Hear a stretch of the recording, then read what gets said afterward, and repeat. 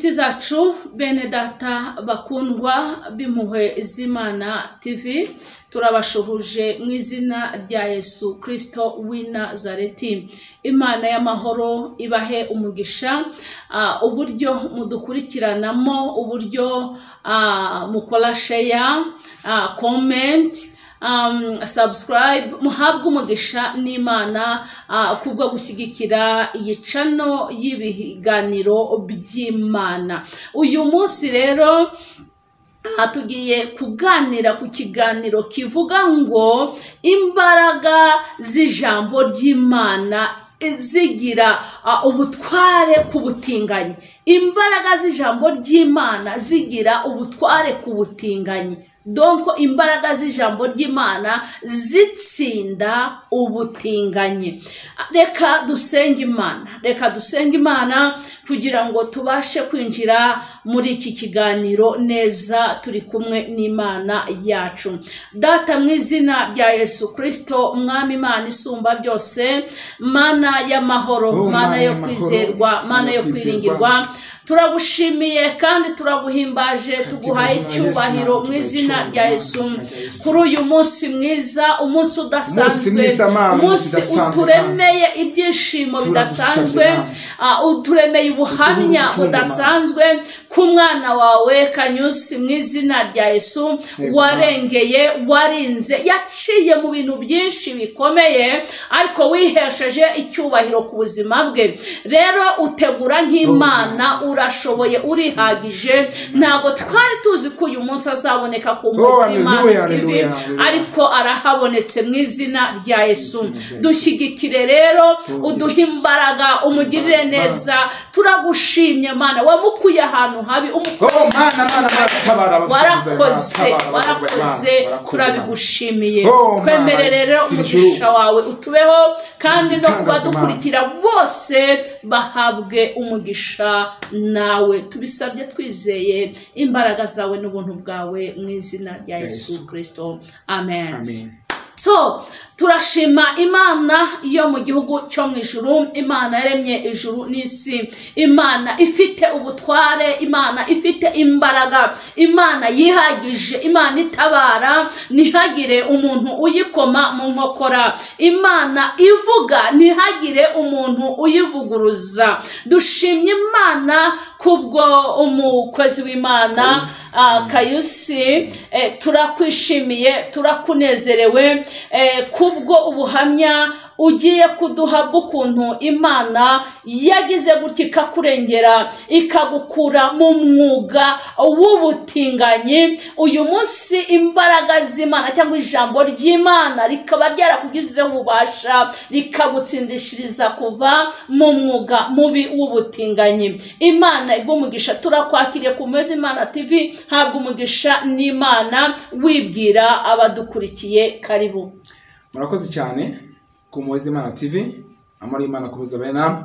Mbere ya byose ndifuza ko twaganira, nkababwira uwo ndiwe, mukamenya ubuzima bwanjye, mukamenya n'iherezo ryiza ryanjye nzagira, byose bitewe n'Imana. Mbere ya byose ndabasuhuza cyane, ndifuza nayo gusuhuza umukozi w'Imana. Yego Kayusi, Yesu agumugisha. Murakoze cyane. Ndabikunze kuba mpuye nawe, najyaga nifuza guhura nawe ngo byibuze ugire itafari rimwe washyira ku buzima bwanjye, ndetse no kwira ijambo ry'Imana, cyane ko ngenda umwana mu bintu by'ijambo ry'Imana. Ntabwo ndakomera, nkeneye imbaraga zikomeye, nkeneye imbaraga tuzihabwa n'Imana. Ariko murakoze cyane ku Mezi Imana TV. Nifuje ko tugirana ikiganiro gihagije, kandi nizeye neza ko Kayusi wa nyawe wa kera muzi, nitwaga amazina atandukanye. Ubundi ngewe nitwaga Satani Kayusi, nitwaga n'umutinganyi. Urebye nitwaga amazina mabi cyane, ariko ubu tuvugana, ndashimira Imana kuba yarankuye aho narindi, ubu tuvugana. Imana ubu tuvugana irimo kunyicizanya n'ibikomangoma, irimo kunyicizanya n'abakomeye, irimo kunyicizanya n'abantu b'Imana ndetse b'abakozi b'Imana bavuga ijambo ry'Imana.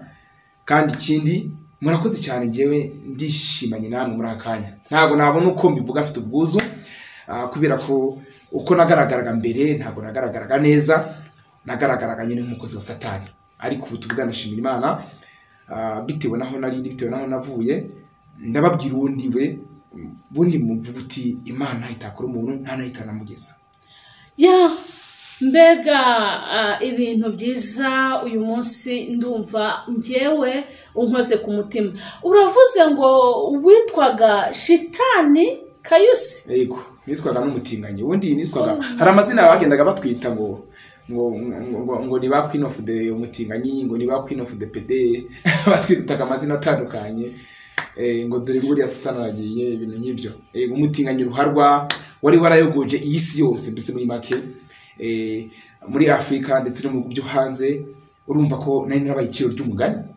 yego Kayusi ubwo bakwitaga Shitani yego ugacaho umuntu akabwira ati Shitani Kayusi umeze ute wabyumvaga gute wumvaga umeze ute urakoze ngewe nkiri muri buriya buzima bw'ubutinganyi numvaga ndi fier nyine yabyo kuko nanjye ntabwo naterwaga ipfunwe ryabyo cyangwa ngo ngire isoni ryabyo kuko n'uburi nawe umukozi wa Satani ibyo nitaga ibyiza nyuma nabonye ko ari bibi nyuma nabonye ko ari bibi ndabyicuza mpura n'ingorane mpura n'ibigeragezo byinshi ariko kugeza ubu tuvugana ndashimira Imana kuba nkiriho nkihumeka kuko ubu ngubu nagakwiye kuba narapfuye ntakiriho nagakwiye kuba nanafunzwe ariko ubu ndashimira Imana kuba Imana yarandokoye kugeza ubu tuvugana nayisenze ikabyumva ndetse n'abakristo bakanyakira bakabyumva uretse ko harimo n'abamwe bitigeze banyakira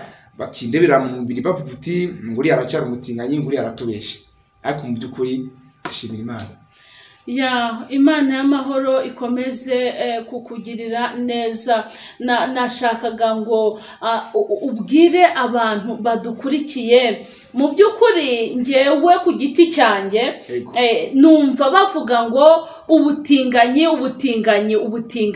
donc ubutinganyi bwabaye ubutinganyi ese koko nagukire mu ijambo I'm sorry umubabarire kuba ngukire mu ijambo n'abadukurikiye ku Muhozi Imana TV jewe mvuka ku babyeyi babiri umwe n'umunyarwanda undi akaba umurundi hari kibazo bagiranye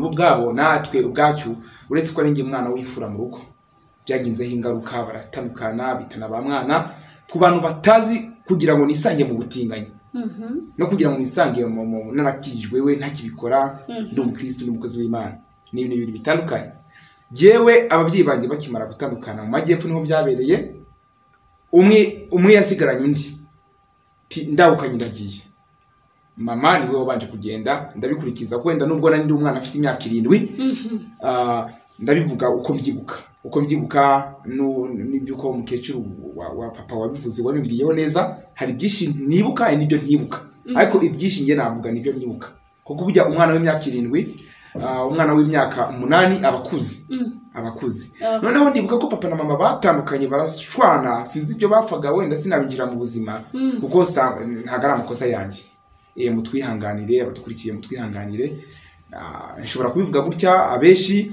bikababaza abandi bakavuga uti ndimo gusebya imiryango cyangwa ndimo gusebya ababyeyi banjye ntabwo ariko biri kuko ubuhamya bugendana n'ijambo ry'Imana nta muntu uri bundebe nabi nta n'umuntu uri bunera amabuye ariko ndavuga ibintu byambaye yongewe nuko papa na mama bakimara gutandukana ndibuka ko mama yavuze uti sigarana umuhungu wawe nge nagiye kuko mama avuka i Burundi papa ni umunyarwanda akimara kujya iwabo icyo gihe papa ntabwo yabyihanganiye mu gihe nayo ifite imyaka 7 iravuze iti mu gihe gito cyane reka njye kureba mama twiyunge asigira umukozi akimara kunsigira umukozi nawe yagize gutya nka nyuma y'icyumweru papa na mama bakimara kokana bakimara kugenda umukozi wacu wanderaga w'umukobwa ahita atwika inzu wenda byabaye nk'impanuka kwa kuri nyine umuntu urimo kumutekera igikoma bibaho inzira ashira tukombirira gurumana n'ibintu bya biri mu nzu byose birashya biragurumana urumva icyo gihe inzu kimena gusho umukozi yagize ubwoba ahita ahunga aravuga uti ababyeyi b'umwana batazasanga hano bakamubitekera kanamfunga urumva ko yahise agira ubwoba akimara kugira ubwoba rero jewe aho twe dutuye mu majyepfo ahantu bita mu Kabuga ka Nyanza benshi barahazi, abantu batuye mu majyepfo barahazi. Nibwo nahise muri cyerekezo nge ntangira kujya mu buzima bw'umuhanda. Umuturanyi arambwiye ati rero we jya kwa mukecuru wa papa wawe, yego jya ku mubyeyi wa papa wawe mube muri kumwe, utegereza ababyeyi bawe nibaza wenda bagiye kwiyunga bazongere bagusubize mu rugo, mwongere mubane nk'ababyeyi bisanzwe. Birangira bataje, ariko mpita njya kuwa mukecuru nawe nyuma y'icumweru ahita apfa, yitaba Imana. Yitabye Imana. Dore ko imiryango ya papa muri cya gihe navuze bitabye Imana. Bitabye Imana. Papa buri miryango gutyo nawe aba hari nyakamwe mu buryo. Kubwo nyine njye mbamuza uburere, nibwo nahise nerekeza mu buzima bw'umuhanda. Then nyuma y'ibyumweru bibiri mpita ntoragurwa n'umugabo ntari nzi. Nabonaga ari umugabo wiyubashye rwose, umugabo ufite imodokari, ugenda rwose wambaye neza karuvati agashati, umeze neza pe. Nari ndi ku muhanda ntagira homba, mbese ndi nka marine, abantu bazi marine cyangwa abantu bazi mayibobo, abantu mbese bazi imfubyi uko zibaho, niko nari mbayeho. Ubwo ngubwo rero uwo mugabo rwose navuga nk'umuntu wari wiyubashe, nabonaga mu maso yanjye ngwino nguha uburere, ndabona ubayeho nabi, nkwambike mutunge, nzagushira mu mashure, uzajya unamfasha no mu rugo nyine nk'ibisanzwe. Ndavuga ati tayari mbonye Imana. Mbonye Imana rwose ubu ngubu karabaye. Nibwo rero nahise mwemerera yinjiza mu modokari aranjyana, ariko yari yaraperereje amakuru yumva yuko ngo ababyeyi banjye ngo bahora baserera ngo muri quartier ngo batajya bumvikana ngo ari imiguruko. Ariko yantoraguye ku muhanda azi neza yuko papa na mama bahukanye, ubu tuvuga ntaho ndise nta naho mbarizwa. Anjyana mu buryo bwo kumfasha. Mwita umubyeyi rwose. Ariko ibyo yankoreye iryo joro ntabwo nabasha kubivuga, kuko bivuze namwe bwanyu mwarira. Bitagahinda, ntabwo ari ibintu byo kuvuga. Ntabwo ari ibintu byo kuvuga ko bitagahinda no bwanyu. Nirinda kubivugaho kugira ngo narira. Rinda kuvuga kugira ngo narira, burya abagabo amarira y'umugabo ajya atemba ajya mu nda. Ntabwo biba byiza rero iyo umugabo arize. Burya iyo umugabo arize biba ari ibintu bikomeye cyane. Rero umugabo yahise anjyana ashyira mu rugo rwe, akira umukozi uti uyu ni umushyitsi, uyu ni umwana wanjye. Icyo gihe rwose nijoro nabonaga abandi bagore bahari bameze nk'abagore b'abagabo, nabonaga abagabo bahari bameze nk'abagore bambaye imikenyero, ndetse bamwe bambaye n'imyenda, bambaye n'amaplante, nkabona bamwe basize inzara. Nkabona rwose urwo rugo nkabona ntabwo rusanzwe, n'ubwa mbere ngiye nari mbonye ibintu nka biriya. Nuko ihangane gato, basize inzara, bambaye amaplante, bambaye imyenda ya kidamu n'imyenda. Ari abagabo se? Ari abagabo. Nkabona rwose bari no gusomana, kuko nari ndi umwana, wenda sinamenye Imana wenda ufite ukuntu yaremye umugabo irema n'umugore. Ariko yaremye umugore iravuga uti buri wese muremeye umufasha we, muzaba ari mu gihe kiri ngombwa. Ntabwo nari nzi ngo igitsina gore gikora gutya, nubwo nari nzi ngo igitsina gabo gikora gutya.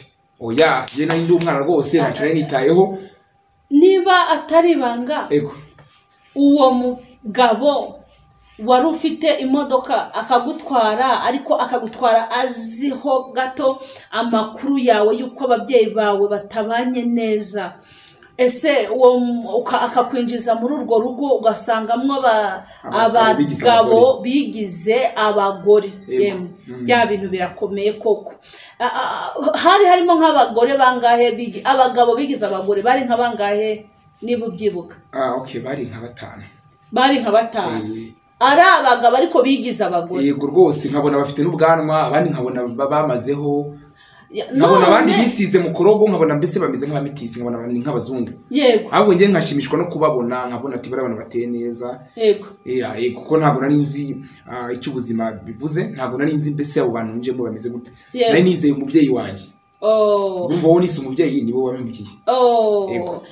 Niba atari banga, urwo rugo rwabaga mw'abo bantu, rwabaga muri Kigali cyangwa ni mu ntara? Oya, ntabwo ari muri Kigali, ni mu cyaro. Urebye ni hano muri Butare, ni muri Butare, hano mu Irango, uri kugeza Butare, ni mu majyepfo. Yego niho byabereye rero. Niho urwo rugo rw'uwo mugabo rwabaga ruri. Kuko ngewe nabaga ukomeje ahantu bita uri kujya, abantu bajya Akanyaru barahazi, mu kaga ka Nyanza uri gukomeza umanuka ujya za Busoro, ndetse za kansi abantu benshi barahazi abantu benshi bari bundebe ndabizi bari bunyumve barahazi bahita bumva ko gace je niho nari ariko wewe yantoye nk'umuntu ufite amakuru ku babyeyi banje yego ndumva n'umuntu wamurangiye yego kuko nari ndakana ndagasure nyine kakibirika ndagahungu gatonya kandi amakuru y'abatinganyi ngo bakunda abana bakiri bato ngo baba basore uretse ko bikora byihishwa bikora byihishwa kuko nabo bafashwe bahanwa uretse ko no hanze mu byo hanze harabafatwa bafunzwe na n'isaha bahawe ibihano batawe muri yombi ariko rwose nabonaga rwose ari abakobwa beza rwose ari abagabo rwose nabonaga ari abagabo nkabona barimo no gusomana nkabona barimo no gukorakoranaho nyene nkavuga uti nta kibazo ndabona nyene nanjye nkavuga uti bya binuzi ko ndi umwana nyene nabonaga nanjye ari byiza nko kureba televiziyo ukavuga ati utuntu barimo kwikora bagakoranaho bagakina utuntu tw'abantu nyene nk'abantu bakundanye murabizi ukuntu babakina niko nabo bari bameze nkabona baraterurana nkabona barayambirana mbese nkabona baratamikana nkabona bari guhana kira kandi abagabo nkabona uruhande rumwe n'abagabo nkabona urundi rumwe n'abagore nkagira amatsiko yo kumenya uko bateye uko Imana yabaremye mbese kubyerekeranye n'umubiri wabo navuga ndashaka kubivuga mu buryo buri discipline nabuze aho mera harya watubwiye ngo icyo gihe ufite imyaka ingahe nari mfite imyaka ntabwo mfite imyaka 7 mu mwaka ndimo kwinjira mu mwaka wa 8 kuko twamaranye nk'imyaka 7 yagufashe ufite imyaka 7 urangije uhamara umwaka yego ntago ari umwaka umwe bura ko yankoreye iryo hohoterwa ngiye tumaranye umwaka nkumirizaho turanabana ni ukuvuga ngo ntago yakugejeje mu rugo rwe ngo abikora oya yarabangira mwamaze umwaka wose agufashe nk'umwana mu rugo yego hanyuma abo bagore bigize abagore ari abagabo muri uwo mwaka bari bagihari muri uwo mwaka harabakoraga harabazaga abandi bakongera bakagenda kuko n'uwo mubosi nitaga umubyeyi nawe hari inshuro nyinshi tabaga hari ariko ubundi giyewe nari ifungiranye ntago nari nemerewe gusohoka igipangu yari yarabwiye umukozi uyu mwana niwo nituraguriye uyu mwana ashaka kumuha uburere ntago nshaka ko bazamenya ko ari hano kuko bari bamuziho n'imico mibi yuko ari umutinganyi kuko iyo bamara kunsobanurira nkamenya ko ari umutinganyi ico gihe no hanze nari kuhaba kuko uburyo umuntu yafite imyaka 8 abakuze abatangiye gusobanukirwa burya umuntu ubutinganyi uhita wumva ubutinganyi bakaje gusobanurirwa hita utandukana n'ico kibi ugahunga n'uwo muntu ariko ntago nabashije kubona ubwisanzure ngo nsohoke ngo mve mu gipangu nari ndimo nari ifungiranye yego hanyuma rero nyuma y'uwo mwaka umaze uwo mwaka urumva warahamenyereye warabaye nk'umwana mu rugo ariko utabasha kuba wasohoka ngo wisanzure ngira ngo wenda ubona n'uburyo bwo gusohoka wari buhave nyuma y'uwo mwaka rero mwaje kugira yaje kukwinjiza muri icyo gikorwa cye gute murakoze kugira ngo ngere kuri kiriya kintu cy'ubutinganyi neza turimo kwinjira mu mwaka wa 2 urumva ko imyaka 2 igiye gushira turi kumwe ubwo ndimo gusatira imyaka ingahe 9 yego ndimo gusatira imyaka 9 ndibuka ko ijoro rimwe hagati mu mezi nka 5 yaje ninjoro arambwira uti bite mwana wati ni byiza timufitiye impano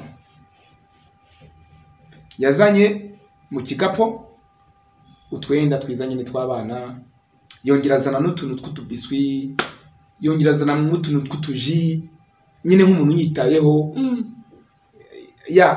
ambwira n'ukuntu agiye kuzanjyana hanze ngo mu Burayi muri Amerika ngo kujya ngo gutunganirwa mbese nkajya kwiga y'amashuri arambwira ngo iri joro ngo ndifuza ko tugirana ibihe byiza yego ndamubwira ibihe byiza gute tiriga ngo ubu ngo wabaye umugore wanjye yego izina rya Yesu ubu ngo nge nabaye umugore wanjye ubu ngo turishimana jewe nkabyumva nk'inzozi nyene ari ukuntu iyo umubyeyi yari gukina n'umwana aba yumva ari ibintu biraho ngaho ahubwo nge natunguwe n'ukuntu yabishyize mu bikorwa iryo joro mu masaha ya saa 8 yankoreye ihohoterwa aransambanya asambanya ahatarabigenewe yego ahatarabigenewe abantu badukurikiranye barabyumva aho ushaka kuvuga ni inyuma ahantu navuga hanyura amazirano kiriko nabyita yego tuba tugomba kuvuga ibintu bya nyabyo kugira ngo bumve ukuntu ibintu bimeze ahita abinkorera inyuma hatarabigenewe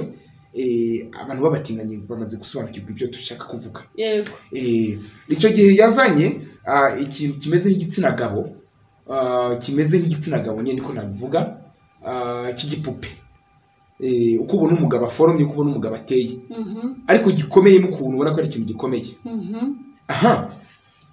arambwira ati tugiye kwishimishanya ndatungurwa ndabanza ngira n'ubwoba ndikanga iryo joro ahita afunga inzugi ahita zimwe n'amatara arabanza arambwira ese ngo woze wakarabye ndamubwira ati yego noze nakarabye ngo nizere ko umukozi yakugaburiye wijuse neza nta kibazo yego arandyamisha kimara kuryamisha ndamubwira ati none se wambwiye ngo urashaka ko turishimishanya gute arambwira ati ndabikwereka ntabyo uzi ngo tugiye ngo tugiye gukora ngo bya bintu ngo by'umugore n'umugabo ngo bakora ngo iyo barimo kwishimisha kubera ko ngo n'ikimana yaturemeye ego noneho abishyira mu bikorwa anyamura imyenda yanjye yombi urumva ntabwo nari kubasha kuvuguruza ibyo avuze nta nubwo nari kubasha kumurwanya cyane ko yari umwana we yarakuze afite n'imbaraga arambwira ati bino bintu tugiye gukorana njye nawe ntuzagire umuntu bibwira ego ngo ntuzagire umuntu bibwira noneho ndamureka kuko sinenzi n'ibyo ari byo navuga wenda umusore w'imanza arabyumva cyangwa umukobwa wenda nawe arabyumva uko bimeze arambwira ati ubu ngubu ngiye kubanza ngo kukumara ngo ubumanzi ngo ngiye kubanza kumara ubumanzi ngo deni ngo uzajye wisanga mu gikorwa ngo bitakugoye bitakubangamiye ndabanza ndatekereza ibintu ugiye kunkorera ni ibiki ndabanza ndamubaza ibintu ugiye kunkorera ni ibiki arambwira ati Imana yaremye umugore irema n'umugabo ariko ngo uburyo ki ngo yaremye ngo umugore n'umugabo Imana ngo yaremye ngo abagore ngo bazajye ngo baryamana bahuje ibitsina ngo n'abagabo nabo ngo bazajye ngo baryamana bahuje ibitsina ngo ahubwo ngo iyi si ukuntu yateye ngo ahubwo ngo abagore n'abagabo muri bo basigaye ngo bahuza ibyishimo niko yabibwiyemo hagati aho ngaho rero ndashaka ko ngira ngo twishimisha ijoro yewe nk'umuntu nyine wari utunguwe akazajya azana cya kipupe nakubwiye yego arandyamisha uburyo kiba bikoragamo ni wowe wabimbwiraga ati ngo mera gutya hindukira mera gutya akincomekamo inshuro ya mbere numva amaraso aratangiye kunyanyagira ndababara cyane icyo genda nataka mu induru cyane ndetse icyo gihe uretse ko ahantu yabaga ntabwo hari ahantu hitaruye cyane ariko hari ahantu hirengereye niko nabivuga hari ahantu harengereye ukuntu utabasha gutuka ngo umuntu akumve icyo gihe yahise azamura radiyo yari afite kugira ngo nasakuza ngo nkomeze nsakuze ngo abantu babyumve agakomeza kukinjomba inyuma aho ahatarabigenewe ego inyuma turabivuga gute abanyarwanda badukurikiranye yego ndabivuga muri discipline yego kuko banyihanganira abantu babasha kubyumva nabi yego nuwa ngo akazajya akinjombesha inyuma yego nkataka amagufa nkumva ari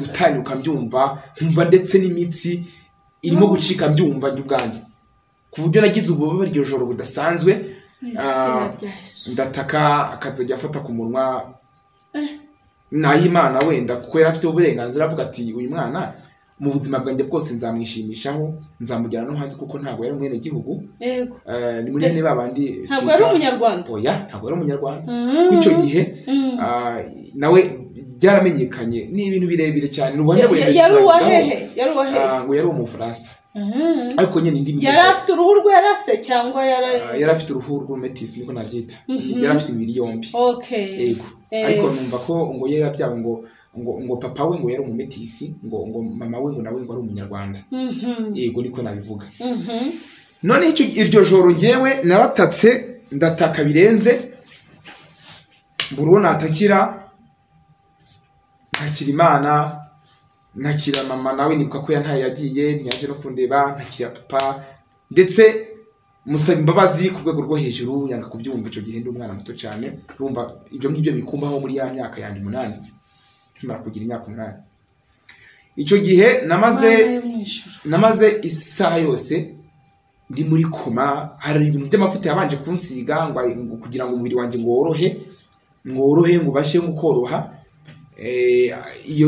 ayo mavuta ngo yabaga arimo n'imiti niko nabyumvise narapreje sanga ngo ayo mavuta ngo yangirizaga ngo imitsi yo mu bwonko kugira ngo umuntu yisange mu butinganyi bumwokame ku buryo niyo wacu ubwenge waramaze gukura utabasha kwiyumva mu gitsina gore urumva yari amavuta nyine nagira amavuta arimo n'imiti Yesu Kristo ibyo ayo mavuta yaransize umubiri wombi yabanje kwivugishwa ngo se ngo akarabye ngo woze ahita asiga amavuta ahita abona gukora icyo gikorwa yankoreye ihohoterwa ankorera ubusambanyi atari bigenewe aricyo byitwa ubutinganyi mu gitondo bwaho bukeye uburiri bwose bwari bwuzuye amaraso nanjye naraburebye ndavuga ati si hano hantu ni igiki cyapfiriye Yesu Kristo gusa gutambuka kwanjye ntago natambukaga nk'uko bisanzwe nagendaga nunamye no kujya mu bwiherero kwihagarika byabaye ikibazo nihagarikaga amaraso ngo nagendaga ntambikije nk'umuntu batemye hagati mu mano ntabwo ngo imitsi ye yakwedutse kubera cya kintu yakoreshaga akajya bihuza n'igitsina cye gisanzwe akabihuza ni mu buryo rero bwo kubutinganya yabunkoreye mugisanga ngo gutyo bukirwa mu gitondo nkazajya ntambuka imyenda nambaye yose kazajya ivaho amaraso antumirizaho imiti umukozi arayizana asajya nyinywa indi akayisiga nyine ahantu inyuma nyine hamwe nababwiye ntangira kugira nyine noroherwa bagenzi be bakazijya bandeba ngo baduhaye passe burya iryo jambo rya passe ryagiye rikoreshwa mu bintu byinshi bitandukanye ngo uyu mwana ngo ararwaye akababwira gutyo nkabona bari gusomana nyine nkabona muri bwa buzima nkuko nababonye bwa mbere nkibabona nuko birangira mfashe imiti yintumira akazijya ambwira ngo wihangane ngo nta ndodo ngo zibaho ngo zidoda ikibuno akambwira amagambo nanjye ubwanjye nubwo bibabaje akambwira amagambo ushobora kuba ndi guseka abantu bakibaza ko bitababaje ariko mu by'ukuri nta gahora gahanze ntabwo umugabo uko aguye ariko agira ntabwo nanone naje kubatura amarira cyangwa ngo mbature agahinda naje kubabwira aho Imana yankuye yes none Kayusi watubwiye ko icyo gikorwa cy'ubutinganyi yagikoze mumaranye umwaka so nyuma utubwiye uburyo yatangiye agukorera ihohoterwa ry'ubwo butinganyi ese amaze tubwiye ko bwakeye akagushakira imiti kukuvura icyo utabasha kugenda udakora iki ese byaje kurangiriraho cyangwa nibwo umugambi we nyirizina wari utangiye kuri ubwo buzima bw'ubutinganyi urakoze cyane ntabwo byarangiriye aho ngaho kubera ko yarabanje arandika ndakira kubera ko icyo cyaka deni yari yamaze kukigeraho hari uburyo ki umuntu yatarafunguka nyine ntabwo barafunguka bitewe nuko umubiri w'Imana yaturemye kubera ko icyo yashakaga kwari ukunca icyo bita amafiliyeri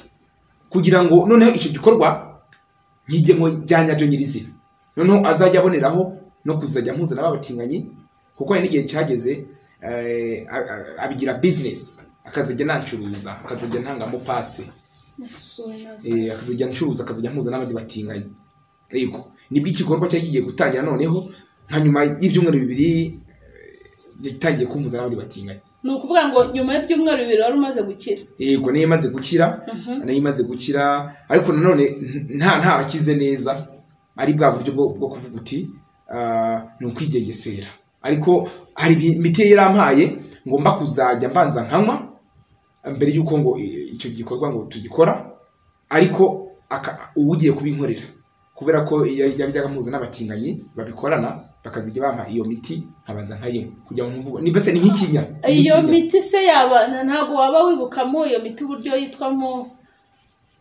Biragoye cyane kugira ngo nyibuke, gusa iyo miti ku bantu bazi imiti y'ikinya kwa kundi bagutera urushinge ukumva ntabwo ubabara, ukumva umubiri wawe wabaye ikinya. Yes. Kuko ntabwo byarangiriye aho ngaho, uburibwe bwo bwarakomeje. None se iyo miti uratubwiye ngo ni nk'ikinya, ni urushinge bakoreshaga iyo mwabaga mugiye gukora icyo gikorwa cy'ubutinganyi, mwateranaga inshinge kugira ngo mwe kumva ububabare? Okay. Reka sobanura abantu neza. Bo ubwabo biteraga inshinge, ariko ku bantu bagifite umubiri utarabimenyera, navuga nk'abana bakiri bato nyine, kuko ngewe nabyumvaga mu makuru nyine ndiko numvaga nyine abimbira bisobanurira. Ikinini bahinka murakizi kuri cyo kimeze? Ye ntago nzi ibinini bahinka. Yego. Ni binini wenda reka mbivuge mu magambo yumvikana. Abantu bazi ibinini bya sida ngira ngo murabizi ukuntu ibyo binini bingana. Kiba ari kinini kimwe kinini. None icyo kinini gikora hariya nyine hasi. Ni ibinini bakoresha mu butinganyi, ariko ibirimo n'imiti. Ibyo binini se bikora iki, bifasha iki? Ibyo binini bituma utumva uburibwe bwo hasi mu gihe bari gukora ya mibonano yabo cya gikorwa cyabo cy'ubutinganyi. Yego. Kandi ikanatuma iri connecte na ya mavuta bakoresha mu butinganyi basiga, ku buryo ubasha gukunda ibyo bintu, ku buryo ubasha kubikunda bikakubaho karande, ku buryo utabasha kubyikuramo, ku buryo ushobora nawe kubona umugabo ukumva uramukunze. Kuko njya numva bivuga hano hanze bakavuga uti ngo butinganyi ngo ni hormone umuntu avukana, ariko naje gusanga abatinganyi nahuye nabo hano mu Rwanda wenda cyangwa hano i Kigali kuko byarakomerejeho. Yego. Hari n'abatinganyi nagiye mpura nabo nkiri muri bwa buzima bw'ubutinganyi hano i Kigali. Yego. Benshi bari bafite n'abana biga rwose. Yesu. Bafite bamwe na bamwe n'abagore mbizi neza. Ariko ntago na mentioning amazina yabo, ntabwo ndimo no kubaharika kuko no mu bintu Imana nayisabye ko yazagirinda kwinjira mu buzima bw'abantu, amenya ibyanjye uko nari nuko namutse. Ariko ubundi iyo miti nkubwiye iri connecte na ya mavuta bakoreshaga mu butinganyi. Amavuta yoyo nayangiriza ubwonko, mbese n'umubiri wombi. Aya mavuta ntago wigeze usoma izina ryango twumve ko uko yitwa? Aho ngaho ibyo nibyo bintu nabashije gusobanukirwa, ngo menye ngo iyi miti bakoresha mu butinganyi ikorwa se nanize no gusoma kugira ngo urumva ko nari nkiri n'umwana mu myaka 8 yanjye. Nari nkiri umwana sinari gusoma. Iyo nza kumenya wenda ubu ngubu nkuze wenda sibyo, ubu ngubu nkoze kubera ko wenda nari naramenyereye ko ngewe hashize umwaka ngewe nkijijwe mbivuye mu byo bintu nakira kisa mwami Yesu, ngewe nkijijwe mvuze bino bintu ngize amahirwe Imana ibinkuyemo ndayisenzira nyubise. Ego kuko ababimenyereye bakoresha amavuta asanzwe, kubera ko yo yorosha uruhu, urumva ko bitandukanye. Yorosha uruhu bakayisigana na hahandi bakorera ibyo bintu kugira ngo bikunde mu mibiri yabo ngo yorohe. Ariko abakora ubutinganyi bwa nyabwo, iyo miti yabo ibiri connecte n'imitsi y'umubiri, kandi ibirimo n'ibintu by'imiti n'ibintu bituma ubasha kubyishoramo. None Kayusi, icyo gikorwa cyangwa ibyo bikorwa by'ubutinganyi wabimazemwo imyaka ingahe n'uwo mugabo? Muri rusange wenda ku bwanjye uwo mugabo twamaranye nk'imyaka 7. mwamaranye imyaka 7. Ariko muri rusange nuvuga ngo wagiye ufite imyaka 7 umara indi myaka 7 cyane. nuvuga ngo turavuga ko wamaze imyaka 8 muri urwo rugo. Ku mwaka wa 9 nibwo watangiye ubutinganyi. nuvuga ngo ubutinganyi muri urwo rugo wamazemo imyaka 6. wamazemo imyaka 6. waje rero kubigira kumva ari ibintu wisanzemo, urabyakira, urabikunda. Tujya dukunda kumva abantu bavuga ngo ubutinganyi ngo bugira amafaranga, ngo babaha amafaranga menshi, ngo mukaba bakire. Byagenze gute se? Ayo mafaranga waje kuyabona byagenze gute? Ubwo buzima wabubayemo gute? Ni ibihe byiza? Urabona ikintu cyitwa ubutinganyi ni ikintu gikunda gukorwa mu buryo bw'ibanga cyane, sibyo? Gikorwa mu buryo bw'ibanga, kandi iyo dukurikiranye usanga tutabaye n'amaso. urubyiruko abasore bangana nawe, abana bato, njya numva ngo n'abakobwa basigaye babikora bo ubwabo, ngo bafite udutsiko n'ibiki. Iyo myaka 6 wamaze muri ubwo butinganyi, Kayusi, ni igiki cyiza wabonyemo ku buryo abantu bababwira ngo ibi bintu ni byiza, cyangwa se ni ibihe bibi wabonyemo ngo bisobanurire abana b'urubyiruko, abakobwa, abahungu, bumve ko icyo kintu ari kibi, ari n'ikizira, haba mu buryo bw'umwuka, haba no mu buryo bwa sosiyete nyarwanda. Murakoze cyane. Ntabwo navuga ngo ibyiza biba mw'ibyo bikorwa by'ubutinganyi, kuko ntabyo jewe nakubwira ko nibyo nitaga nge byiza. Yego. Nyuma yaho nabonye mw'ibibi. Yego. Kuko nge bagiye cyageze mba proud yabyo, ntangira gutingana ku karubanda rwose, mbona umusore nkamwifuza. Ego man. Kubera ya miti bagiye bansiga no kwangiriza, nkabigira hormone muri ngiye mu mutwe wanjye. Nkumvaga ko nagombaga kurarikira abagabo, ntagombaga kurarikira abagore. Yesu wanjye. Numvaga ko nkurikije n'ibyo yambwiye, nakurikije ibyo yambwiye. Imana yaremye abagore bakazajya baryamana bahuje ibitsina, ari bo bita ngo n'aba lesbienne. Imana irema abagabo ngo bazajye baryamana ibitsina. Je ntabwo nakubundi ngiye mu mibereho yanjye kuva nagavura n'uwo mugabo w'umutinganyi, mwita umubyeyi wanjye wamfashe ku ngufu, wamuriye ihohoterwa. Nakuze nzi neza ko abagabo bagomba kuryamana bahuje ibitsina, nakuze nzi neza ko abagore nabo bagomba kuryamana bahuje ibitsina. Numva ko ngiye niko nakuze.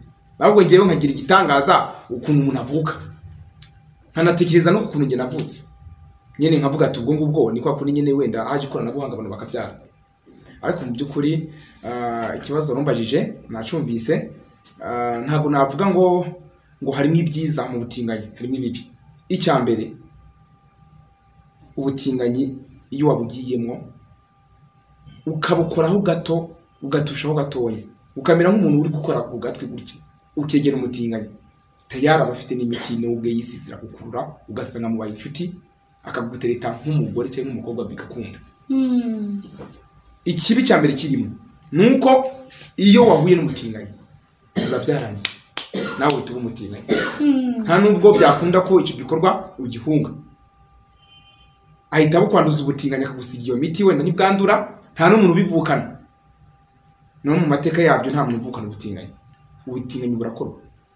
Icya kabiri nuko iyo wabigiyemo, ingaruka mbi ushobora kugira ubwawe nuko ubaho umutwe wawe urize zenge, kandi ikindi ingingo zawe zidakora, habamo n'indwara zikomeye, cyo bita ngo ni imitezi y'imbwa, niko twabivuga. Ngewe ntabwo njya inyuma. Nizo ndwara twita ngo ni amasida nabyo bibamo. Yego. Noneho habamo n'izindi ndwara ziruta sida, ku buryo ushobora kujya mu muhanda ukaba wakwihagarika utabizi. Yesu w'Inazareti. Ku buryo ushobora, reka tugite guhumeka, ugashobora guhumekera hariya hantu nko mu munota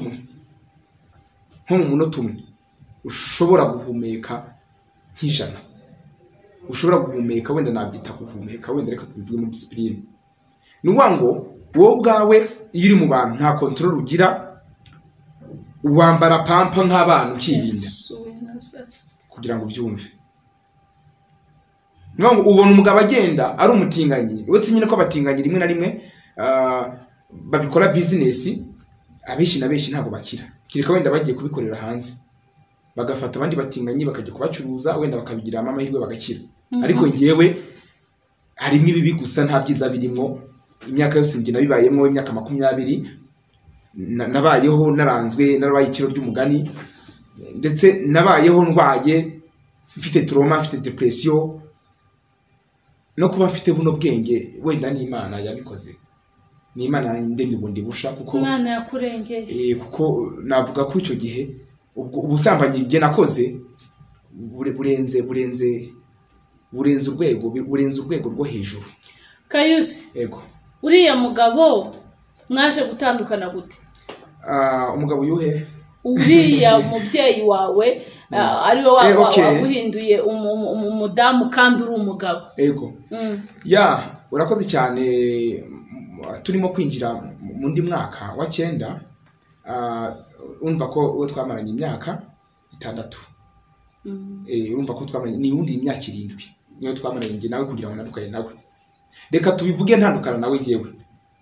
Ntandukana nawe ubwe uwo mugabo yavumbuwe n'undi mu guturanyi w'umugabo wari ushatse kumufata ku ngufu ngo amukorere iryo sambanye, nyine amukorere ihohoterwa ryo gusambanya. Ashaka kurikorera uriya wari umubyeyi wawe? Oya, wewe yashatse gufata undi mu arabimenya, atangiye kubimenya, ngira amahirwe uwo mugabo yarashyize gufata ku ngufu, azanye abayobozi muri icyo gipanga, asanga wa mugabo w'umutinganyi ntahari.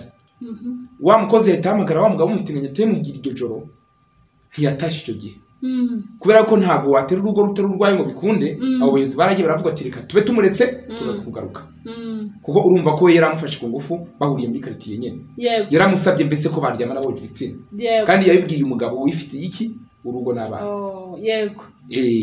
Ahubwo ahita avuga ati ntabwo nabyihanganira, reka mbibwira abayobozi uburyo ki uwo mugabo yarashitse kuza kumfata ku ngufu, atangira kunkorakora ndetse ku myanya yanjye.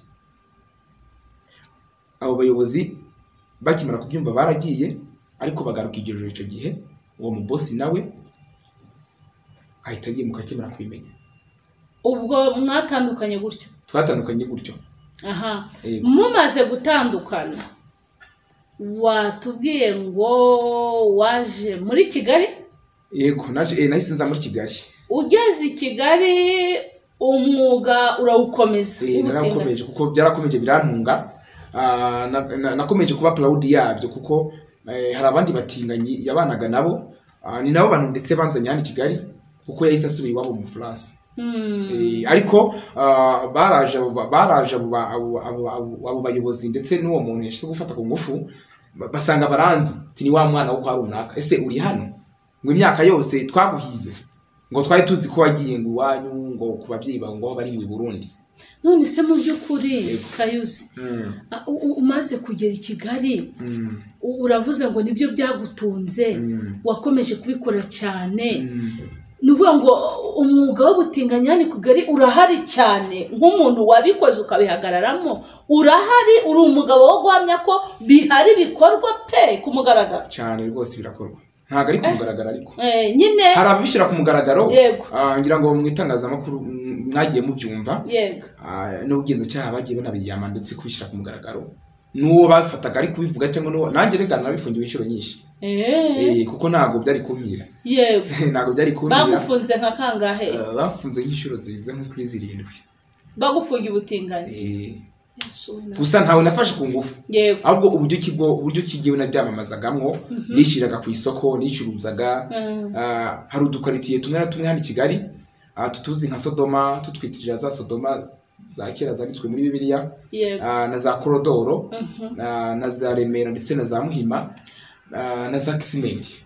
wenda ngewe na ego none uravuze ngo wicuruzaga nigeze kugakomozaho kare bavuga ko haba ngombwa amafaranga menshi cyane iyo wicuruzaga n'abagabo bagenzi bawe ni nk'amafaranga ngahe baguhaga muhuye nka rimwe cyangwa nk'ijoro rimwe? Okay, urakoze cyane. Ngewe nabarizwaga mu gatsiko k'abatinganyi. Yego. Ico gihe ngewe nabaga mfite management abadukuriye mu urugo gutinganya twa. Donc ni nka company. Yego. Narakoraga bagahembwa. Agiye bakangenera. Sina kugira ngo bahembwaga ya gusa umwe nigeze guhura nabo. Ni wamaye 200,000. By'amanyarwanda rwose icyo gihe yabyo niba yayohereje mu Munyamerika ababyita hari uburyo ki bajye babivugane na market shop na mode limited ni Western Union ni Western Union niko byita yayohereje ari Western Union ariko ayoreza mu madolari. Icyo gihe yarambwiye ngo ndashaka ngo ifoto yawe wambaye ubusa uri kwikinisha. Icyo gihe narabikoze pe. Narabikoze. Icyo gihe ahita nkandira akanyenyeri nanjye icyo gihe ndabikora mwifata iyo video ndayimohereza. Kayusi hano muri Kigali donc nvuga ngo imyaka yose wakoze ubutinganyi ni imyaka ingahe muri rusangi yose hamwe urebye ni 20. Imyaka 20 kuko tuvugana afite imyaka uyu mwaka nurangira ndabanujuje imyaka 30. None rero waje ku Mpuhwe z'Imana TV kugira ngo utange iki kiganiro cyangwa ubuhamya bwo ubutinganyi ukuntu buriho ukuntu wabugiyemo n'ukuntu waje kubuvamo ugakizwa ukakira umwami nk'umukiza wawe. Byaje gute kugira ngo wisange urokotse ubaye umuntu w'Imana? Murakoze cyane. Donc uvuye muri izo nzira. Ndatekereza ko nta gihe kinini gishize nakiriye agakiza ngewe mbaye umukozi w'Imana. Nubwo hari benshi bakishidikanyaho bitewe n'amateka yanjye mabi ari hanze ariko na muri biri haranditswe ngo ibya kera ntabwo ari byo ubungubu. Bareke kureba ibya kera bisanishe nanjye uwanjye uwo ndi ubu tuvugana. Naje kuryama ijoro rimwe ndota naruhamye mu ruzi. Nongera ndota byabaye mu ijoro rimwe gusa. Nongera ndota umusaraba. Noneho nibwo nahamagaye umwe mu bakozi b'Imana tuzi hano mu Rwanda babaririmbye. Nahamagaye Israel Boy ndamuhamagara ndabwira ati general ndose ibi nibi. Nahise mwisobanurira arambwira ati ndakuzi niwe mutinganyi bavuga ati yego ni ngewe ngo niwe bita Satani Kayusi ati yego ni ngewe. Ibyo bintu warose ni ugufukenyutse kwawe. Wibuke ko uwo musaraba warose ngo umwami Yesu yatubambirwa atwitangira kubw'ibyaha dukora. Yarabivuze numva ari kubihuza n'ibyaha njye nkora by'ubutinganyi. Yego. Arambwira ati ngo ahubwo kizwa vuba vuba ibyo by'ubutinganyi bisezeraho ukizwe wihane usabe Imana imbabazi ndetse n'abanyarwanda usabe imbabazi isi yose yakubonye ibyo bintu usabe imbabazi n'abantu bose mwabikoranye ubundi usabe Imana yongere kuri mundi busha. Narabyumvise nsa nkaho muciye amazi namubwira ati ubwo nawe urashaka kunyobya. Ndabanza ndamunanira ndamwihorera mpita mpamagara undi mukozi w'Imana bita niyo Patrick Nganzo nawe uri mu ndirimbo z'Imana. Arambwira ati ibyo bintu uri kumbwira by'ubutinganyi n'izo nzozi warose nawe abwira nka bya bindi ati ngupfa nabi ntago tuzi uko uzapfa ariko ngupfa nabi kuko wakoze ibyaha by'indenga kamere. Yego. Kandi bidashimishije Imana wayibabaje keshi Imana nico kimenyetso cyane imiguhaye cyo kwihana. Nawe ndamunanira nawe byatereka abakristo nawe mwabaye abateka mitwe. Ndabanza ndamunanira mpita mpamagara undi umwe nahamagaye uwo bita Rugagi. Ego abeshi baramuzi. nawe ni umukozi w'Imana. Nubwo abenshi bibagaragaraho nabi bitewe n'amakosa bagenda bakora, kuko nta muntu udakora ikosa, ni abakozi b'Imana nabo. Arambwira uti fata inzira uze tubonane njye nawe. Twahuriye ahantu bita Kagugu. Yego. Aguha akanya? Amakanya turaganira. Yego. Turabanza tunanasenga. Apana ibyo kuvuga ngo ni ibingibi byo kuri kamera, ngo ni ibingibi ngo by'inkoranyambuga, ngo ni bya bintu byo gutwika, ngo bimwe twita ngo views. We yajyanye ahantu nkimara kumubwira izo nzozi narose, arambye ati najyaga numva ko wambara amajipo, najyaga numva ko usambana n'abagabo mu by'ibitsina, tigewe numvaga nifuza kuganiriza n'iki jambo ry'Imana. Icyo gihe yahise anzanira imyenda arayinyambika y'abagabo. Yego. Ahita ambwira nti pfukama aho ngaho dusenga Imana. Dusenze Imana, arambwira ati ubundi wemera ko Imana ibaho? Ndamubwira ati nta muntu utemera ko Imana ibaho, ariko mu bikorwa byanjye ntago nyemera. Arambwira ati nta kibazo. Aranyatuza, aransengera. Nanjye icyo gihe nahindaga umushyitsi, nabizi ibyo yabyishe ari kunsengera. Nanateshe mu rugo, numva rwose akanyamuneza muri njyewe, nkomerizaho ndasenga cyane, nkasaba Imana rwose umufashe ibintu by'ubutinganyi rwose byibagirana. Ambwira yuko ngiye kuzajya mpora nsenga uko bukeye nuko bwishe. Arambwira ati sinzongere kujya abatinganyi bari, aranambwira ngo usibira nimero zabo nimba ufite nimero zabo, naho wari uri ngo uyimuka. Nuko byaje nkomeza guhura n'abandi bakristo, dukomeza kuzajya dusengana. Hari nabona agiye ngeraho bakanyamaganira kuri tidore wa mutinganyi. Yego. Hari nabagiye bafasha, ndi gushimira muri akanya, mwarakoze cyane. Yego. Urebye nuko nko jewe nakijijwe, nuko nisanze mu gakiza. Nuko wisanze mu gakiza. Yego. Nuvuga ngo Bishop Rugagi uyu munsi ushaka kumushimira kuko ari we waguteje intambwe yo kugira ngo ukizwe. Cyane rwose, Imana imumera umugisha, si we wenyene, hari nabandi bagiye ntako batagize, babandi babonaga nambaye imyenda ya kigore, kuko ngewe nambaraga n'imyenda ya kigore, nk'ibi twita amasutiye n'amakora, n'ibi twita ngo ni imisatsi, amaperike, no gutukuza iminwa, no kwisigiza, no kuziteresha. None se Kayusi, yego, mu by'ukuri uyu utarakizwa, ni izihe ngaruka mbi wumva wahuye nazo mu butinganyi kuva donc kubiretse? Nta ngaruka mbi wumva n'ubu zikikugendaho kubera icyo kintu?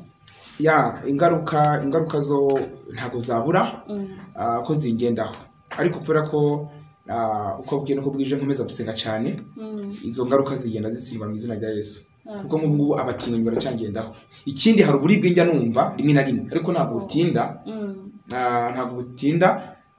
njya senga cyane ngo byibuze bizashire. Ubu ngubu nawe uri mu bantu bambaye pampa?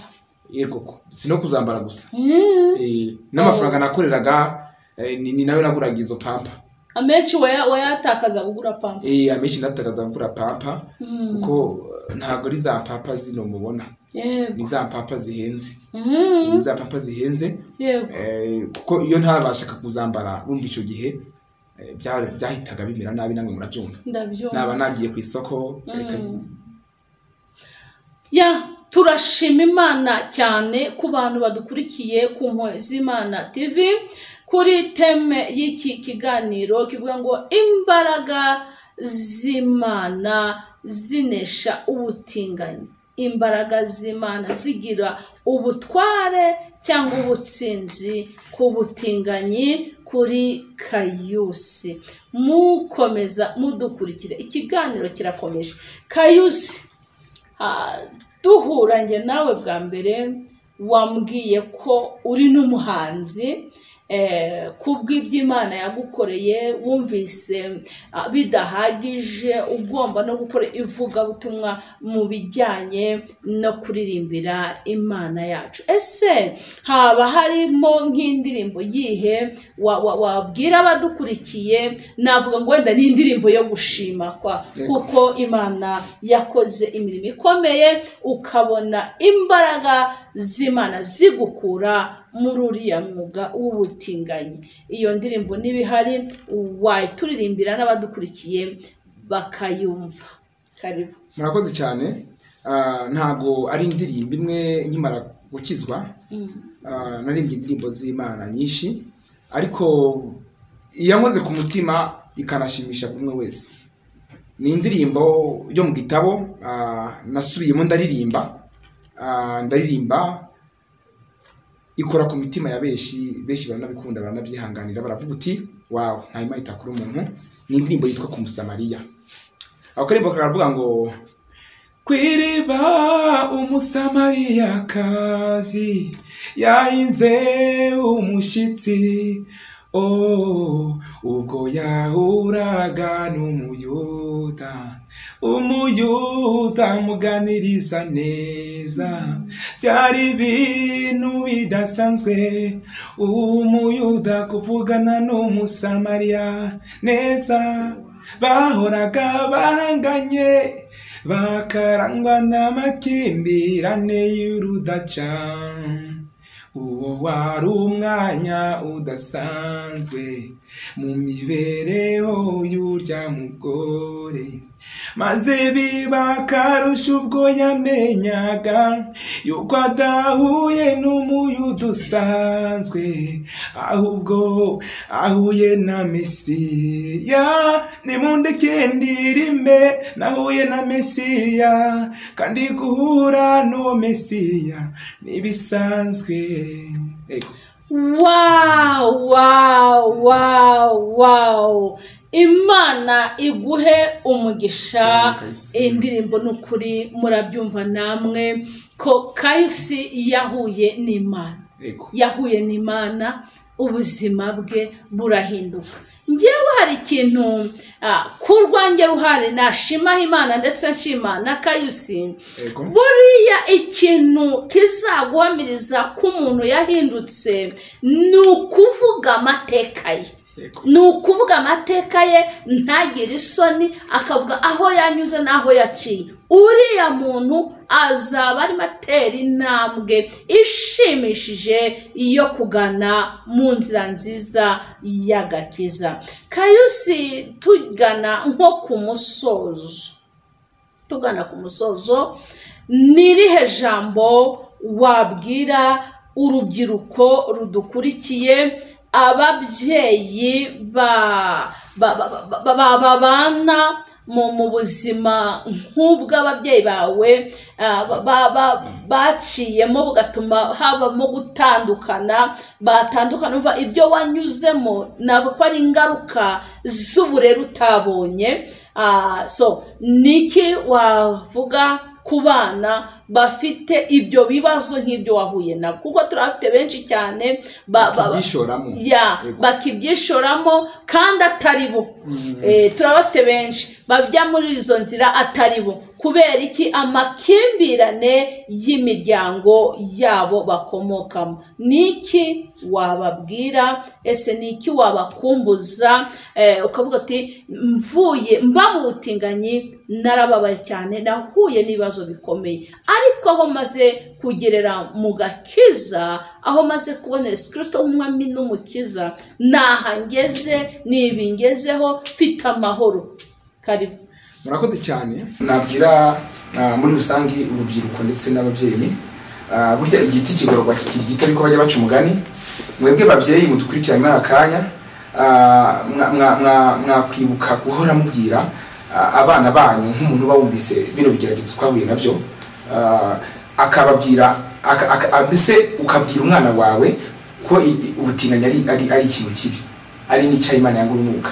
Ni n'ikintu kibi kidasanzwe, kuko ubu tuvugana jewe aho kugira ngo jewe subire mu butinganyi afazane napfa bikarangira. Kubera ko ingaruka jewe nahuye nimwe nazo cyangwa ibibazo nahuriyemo nabyo ni byinshi. Kugeza ubu tuvugana ntago ndabasha kugira icyizere ijana muri societe.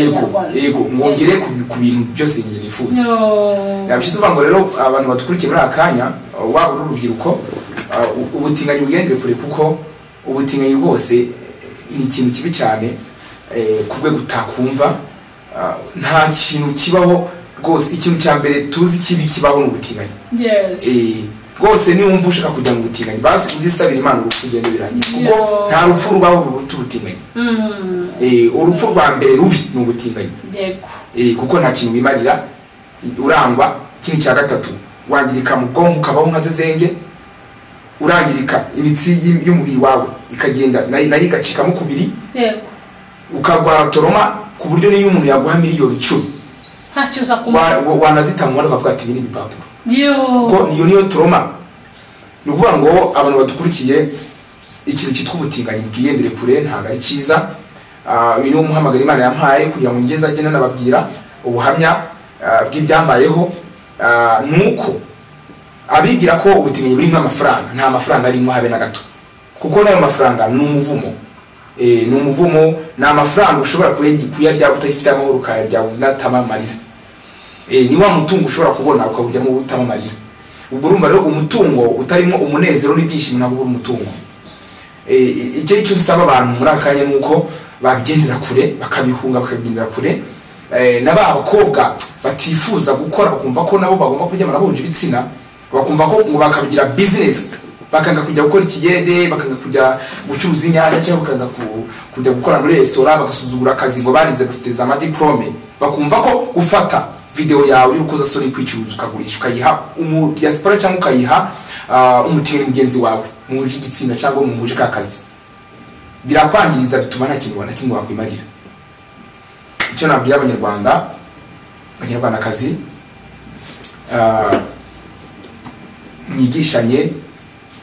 mwigisha abana banyu gutandukanya icyatsi n'ururo, mubabwire ko Imana ariyo ya mbere kandi iyo usenze Imana nta kibura. Biratinda ariko bikaza. Urakoze. Nshaka kubwira bano babyeyi kuko ibintu waciyemo ni ingaruka watewe n'ababyeyi. Ababyeyi babanye mu makimbirane, uri umusore bari bugukurikire hariya. Niba ari abantu bafite ubunyamuntu bari bugire impuhwe cyane, izo mpuhwe bareke kuzikugira ko bazigirira abana babo cyane. Ego bitume gushyamirana kwari kuri hagati yabo bashakanye bagukureho kugira ngo babashe kurengera abana babyaye. Kuko iyo umuretse, iyo mutandukanye, abana babura uburere, bagahita bishora mu ngeso mbi. Abo rero nibo nshaka kugira ijambo ubabwira dusoza. Okay, murakoze cyane. Mwababyeyi mwe mudukurikira kanyuma y'aka kanya, ntimukazajya mufata ubwumvikane buke mwagiranye wenda nabo mwashakanye ngo muhite mubugereka ku bana banyu, kuko wewe nukura cyangwa nimubana umwana wanyu akabona mufite amakimbirane cyangwa wenda akanabona wenda nta nubwo muri kubana neza, murimo bwanyu guhora mutongana, muri guhora munaserera, muri guhora mutandukana, ingaruka umwana wanyu ashobora kugira ni mwebwe muzazibazwa, kubera yuko bajya bacuvuga ngo ibyo bisarura ibyo ngibyo Imana igomba kubiguhanira, kubera yuko ingaruka umwana washobora kugira yarabitewe namwe wa mugabo we cyangwa wa mugore we. Ibyo byose ni ibintu ugomba kubazwa ku Mana, kuko icyo nabwira abamama wenda bari gutangurira ku bana babo nuko baba hafi, n'abapapa nuko baba hafi, bakabigisha, bakabatoza umurimo, bakabatoza no gukunda Imana no gusenga, niko nabivuga. Bakareka kwirirwa bavuga nawe wenda unyunganire ukurikije n'ibyo mvuze ntabivuga neza. Nkanjye nk'umuntu watereranywe kugeza ubu ndashimira Imana, ariko wa mubyeyi wawe uri hose wibuke gufata umwana wawe neza. Ibyo bibazo wowe ufite n'umugabo wawe cyangwa n'umugore wawe, ugerageze nyabuneka umwana wawe nyizirikeho, kuko umwana wawe n'amaraso yawe, kuko nazagira ikibazo mu buzima bwe amaraso ye uzayabazwa. Turabashimiye Kayusi, turagushimiye kubwo kuza kuduha ikiganiro cy'inzira ikomeye cyangwa se inzira y'umusaraba waciyemo, ariko turashima Imana y'amahoro yabanye nawe ikakurinda ukaba uri muzima uhagaze. Uko ngewe mbibona ndabona hari intsinzi ikomeye cyane mu ijuru kuko uragaragara neza dushingiye ku byo watubwiye n'ukuntu ugaragara n'ibintu bibiri bitandukanye. Izo n'imbaraga z'Imana yanesheje umwuka w'ubutinganyi kuri Kayusi. So dushimira buri muntu wese waduteze amatwi muri iki kiganiro. Imbaraga z'Imana zigira ububasha ku butinganyi, imbaraga z'Imana zigira ububasha ku butinganyi. Mwababyeyi mwe mudukurikiye iki kiganiro nukibona ntuzakihererane, ndabingingira ku Mana kugira ngo ibintu uyu mwana w'umusore Kayusi yahuye nabyo ntibizagere ku bana bawe, ntibizagere ku muryango wawe. Uzabigiramo uruhare muri iyi si. Intambara ziba zihari ari nyinshi, ariko hamwe no gusenga Imana no kwegereza Imana, Imana izajya ibaha imbaraga kugira ngo aba bana tubyara babashe kubona uburere bwiza batahuye n'izi ntambara n'ibi bibazo bimeze bitya bitandukanye. Nkasoza mvuga ku bantu urumva nk'uriya mugabo wamufashe amujijisha amubeshya amuha utuntu tw'uduhenda abana, utwo tubiswi, utwenda iki. Nyabuneka Imana irinde abana bacu b'urubyiruko, baba abakobwa cyangwa abahungu, urubyiruko rwose muri rusange. Imana ibarinde guhura n'ababihehe bameze batyo, ariko nunahura nabo uzagira ubwenge, wibaze kwizo mpuhwe za bihehe arimo akugirira, nyabuneka atazakugusha ahantu habi cyane. Imana y'amahoro ibaha umugisha kandi ibanezeze, mugubwe neza mukomeza kubana natwe ku Mpuhwe z'Imana TV. Shalom, shalom, shalom.